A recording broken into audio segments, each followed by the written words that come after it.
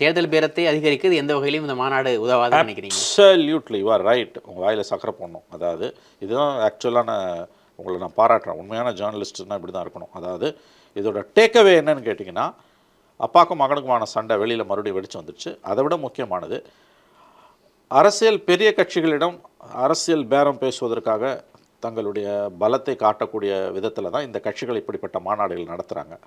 அந்த பர்பஸே நேற்று டிஃபிட் ஆகி போயிடுச்சு. அப்பாக்கும் பிள்ளைக்கும் சண்டைன்னும் போது 2 கூட்டணிக்கு போனாலும் திமுகவுக்கு போக முடியாது. ஒரு வாதத்துக்கு வச்சுக்கோங்க, திமுகவோடையும் போகிறாங்க அல்லது ஏடிஎம்கேடையும் போகிறாங்கன்னா 2 இடத்துலையுமே இவங்களுக்கு பெரிய அளவில் பேரம் பேசக்கூடிய வல்லமை இருக்காது. உங்கள் கட்சிக்குள்ளே பிளவு இருக்குதுன்னுவாங்க. அவ்வளோ சுலபமாக டாக்டர் ராம்தாஸ் பெரியவரை எடை போடாதீங்க. ஓல்ட் இஸ் கோல்டு, அது மறந்துடாதீங்க.